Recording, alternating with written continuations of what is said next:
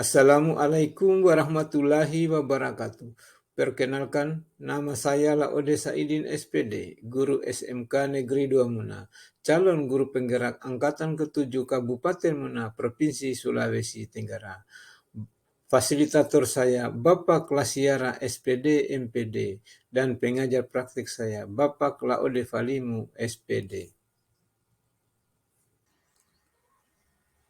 Tujuan pembelajaran khusus calon guru penggerak mempraktikkan rangkaian supervisi akademik dalam pembelajaran dengan menggunakan paradigma berpikir coaching dan melakukan refleksi terhadap praktek supervisi akademik tersebut. Assalamualaikum warahmatullahi wabarakatuh. Perkenalkan, nama saya Laode Saidin SPD, calon guru penggerak Angkatan ke-7 Kabupaten Muna, asal sekolah SMK Negeri 2 Muna. Jadi kali ini kami akan membuat video pra-observasi untuk supervisi akademik. Jadi hari ini saya akan membuat video bersama dengan Ibu Laode Siti Saharia Alim SPD yang akan membantu saya dalam membuat video percakapan tentang supervisi akademik. Dan saya perkenalkan Ibu Siti Saharia Alim untuk perkenal dirinya. Oke, bismillahirrahmanirrahim. Assalamualaikum warahmatullahi wabarakatuh. Perkenalkan, nama saya Laode Siti Saharia Alim SPD. Saya di sini sebagai guru mata pelajaran atau guru bidang studi bahasa Inggris di SMK Negeri 2 Muna. Ya. Jadi gimana kabarnya hari ini, Bu? Alhamdulillah baik, Pak. Alhamdulillah baik. Bapak sendiri bagaimana? Alhamdulillah baik, sehat. Iya. Jadi kebetulan saya dipercayakan oleh kepala sekolah untuk melakukan supervisi akademik, Bu. Ya. Saya akan makanya sekarang meminta waktunya untuk kita berbincang-bincang dalam rangka untuk pelaksanaan supervisi akademik. Dengan senang hati, Pak. Ya. Jadi tujuannya nanti itu bincang-bincang kali ini, Bu, sebenarnya tidak menghakimi mungkin Ibu sebagai guru, tetapi bagaimana nanti kita saling share pengalaman, membagi pengalaman, membagi ilmu, di mana nanti akan bermanfaat dalam supervisi nantinya. Ya. Kemudian di kelas berapa, Bu, nanti kalau saya akan supervisi, Bu? Karena jadwalnya besok, Ya. jadi bertepatan itu kelas 11 otomotif B. Oh iya, di kelas. Ya, otomotif B itu di sini namanya 11 PKR. Dan di sini kendaraan ringan B. Iya. Iya. Iya. Jadi materinya nanti akan supervisi, Bu, materinya apa, Bu? Materi semester genap ini kenanya itu teks prosedur, Pak. Prosedur teks. Prosedur teks. Jadi itu yang saya akan supervisi di kelas, Bu. Iya. Oh iya.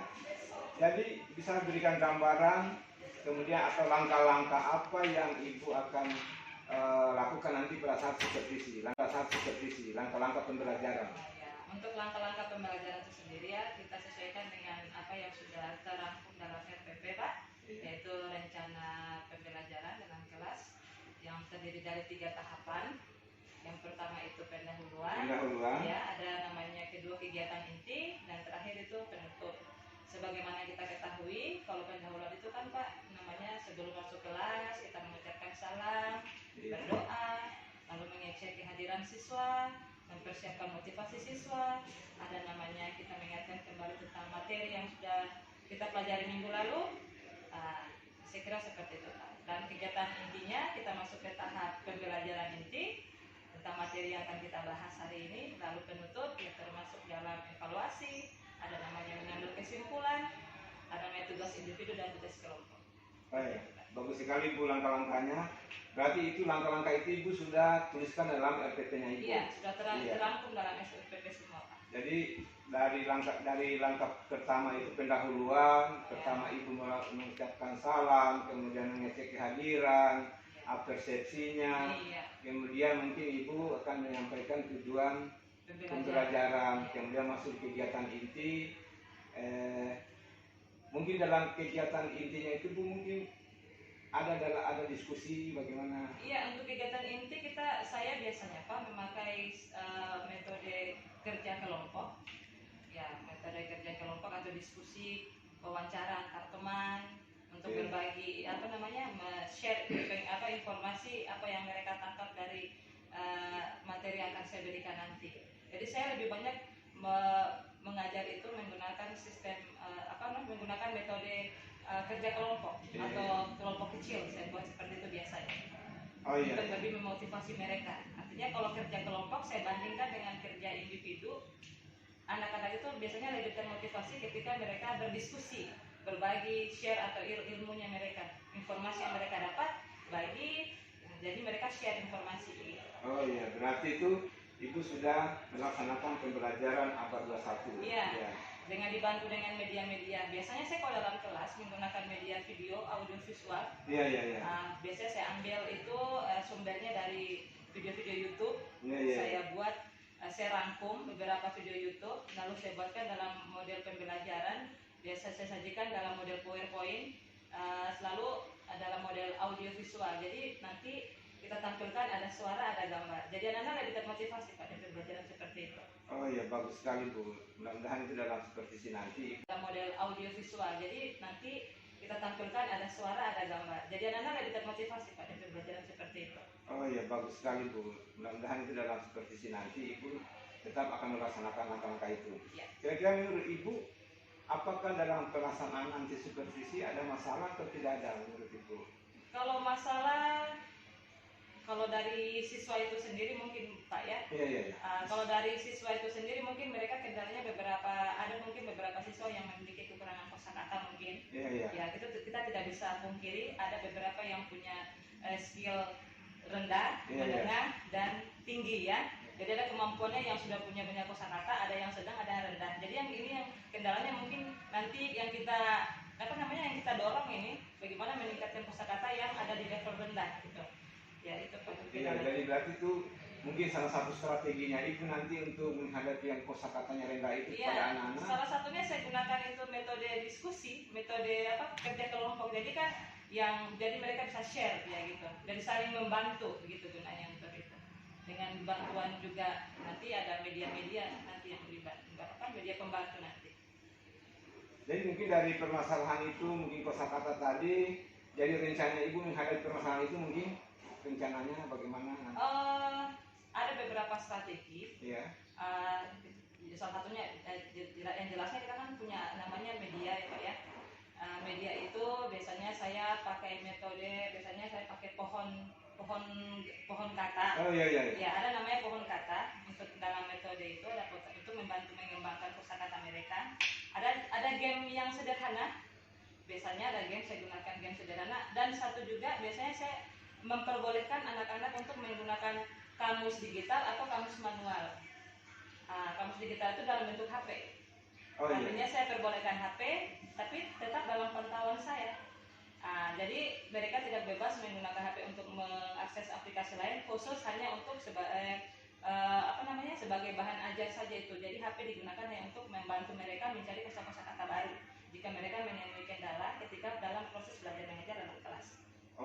Ya. Oh iya, bagus sekali itu Bu. Saya dengar strategi Ibu, mudah-mudahan dalam proses nanti supervisi akademi nanti Ibu tetap melaksanakan itu. Jadi mungkin satu lagi tanggung jawabnya Ibu dalam melaksanakan proses nanti di kelas bagaimana atau komitmennya Ibu seperti apa? Anak-anak tetap saya pantau Pak. Saya tetap sebagai pendidik di dalam kelas pengajar gitu. Jadi anak-anak itu saya tidak biarkan untuk bekerja tanpa pantauan guru. Jadi tetap saya pantau. Ketika mereka saya bentuk kelompok-kelompok kecil misalnya, lalu saya pantau satu-satu. Saya ajak mereka berkomunikasi kendala-kendala apa saja yang mereka hadapi di dalam pembelajaran, apa yang mereka kesulitan apa yang mereka temui. Lalu saya bantu dengan saya tidak bantu semua. Saya mesti kasih clue-clue saja kata kunci apa yang harus mereka lakukan. Betul. Jadi saya tidak memberikan bantuan langsung satu kali, jadi mereka tidak bisa mandiri. Jadi saya hanya pantau, mengajak mereka komunikasi, kendala apa mereka temukan ketika mereka belajar, apa yang harus mereka lakukan ya saya bantu di seperti itu. Iya, Memberikan, jadi ya. ya mudah-mudahan Bu, terima kasih banyak. Mudah-mudahan nanti pada saat supervisi nanti di Ya. kelas di hari Senin, Ya. mudah-mudahan berjalan dengan bagus. Anak-anak juga mungkin dalam proses supervisi itu bisa aktif, antusias untuk mengikuti pelajaran Amin, kelas. amin, amin. Ya, amin. Ya, Ya, nanti kita ketemu di kelas Bu. Iya, Ya. selamat datang kembali di kelas. Terima kasih. Terima kasih ya. Ya. Ketemu. Okay, good morning, students. How are you today? I am fine. And you? I am fine too. Thank you. Okay. Are you ready to study English today? Yes. Ready? Ready. But before we study English, first of all, I want to invite your friends as a head of this class to try together. Okay, I invite Ila to try together. Ya, sebelum kita memulai pelajaran pada pagi hari ini, marilah kita berdoa sesuai dengan keyakinan dan agama kita masing-masing. Doa dimulai.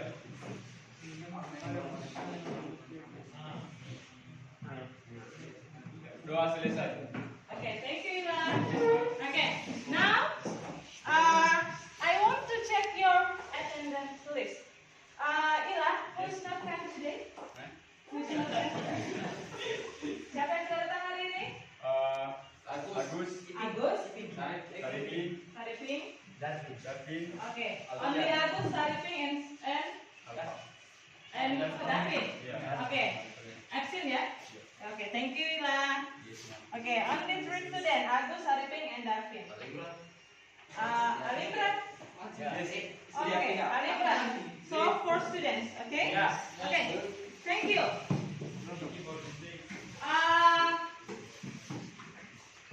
Are you ready? Ready, okay. Now I want to check your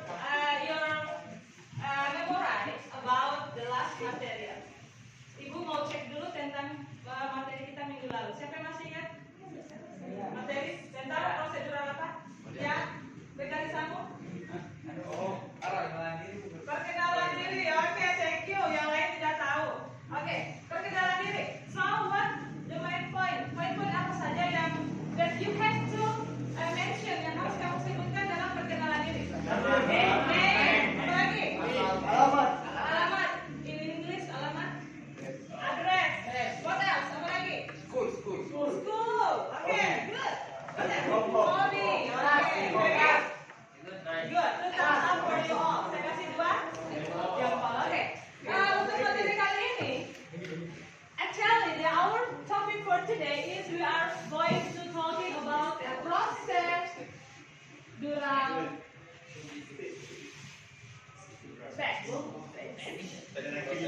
teks prosedur. Siapa yang pernah dengar? Oh, cara, very good. 2 thumbs up. Tata cara teks prosedur namanya. Yang seperti apa sih modelnya misalnya? Cara membuat Cara membuat teh, apa lagi? Cara membuat kopi, what else?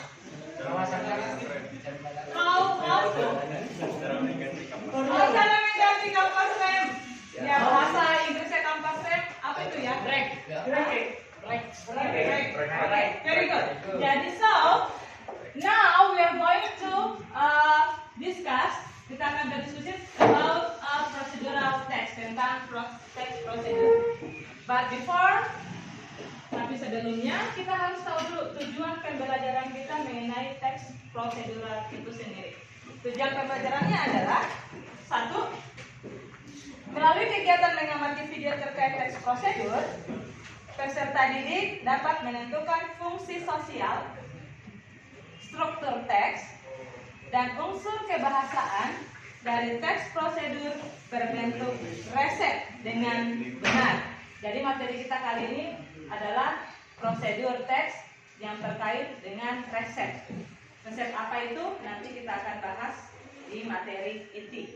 Yang kedua, melalui kegiatan diskusi terkait teks prosedur secara berkelompok, nanti berkelompok ya, tentang how to make an omelet, tentang cara membuat omelet. Apa itu omelet?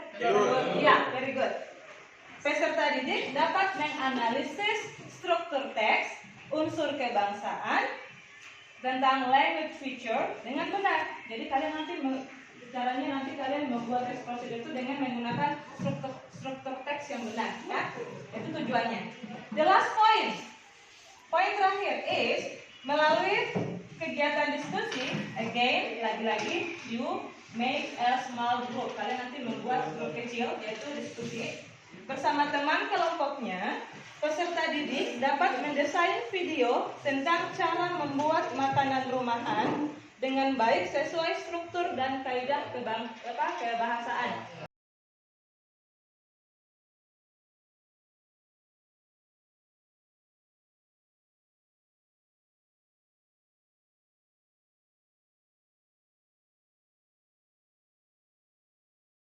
Oke, now kita ada di akhir pembelajaran.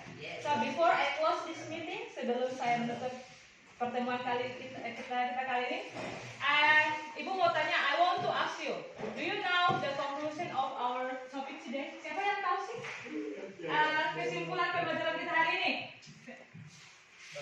Ya, Bila, thank you. After this procedural text information, your audience hope to do or make something. Okay, thank you, very good. Give applause for your friends.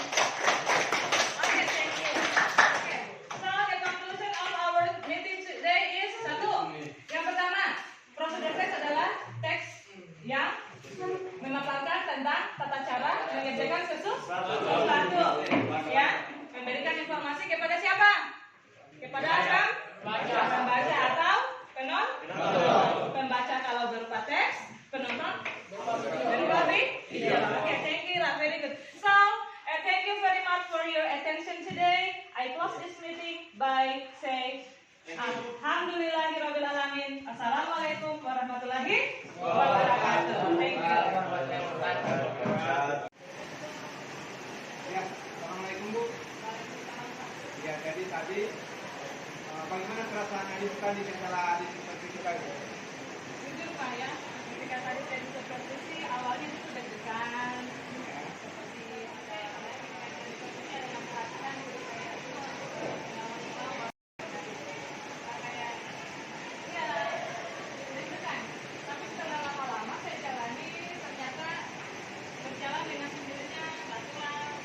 Artinya rasa deg-degan saya kembali hilang, rasa saya malah yang ada kan saya enjoy ya, dan saya menikmati proses pembelajaran yang saya lakukan.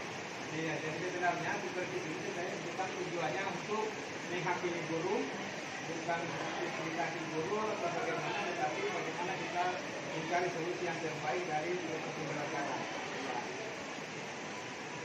Jadi kira-kira menurut Ibu tadi, pada saat mengajar tadi, apakah Ibu sudah menjalankan langkah-langkah sesuai dengan yang ada dalam PTN ini?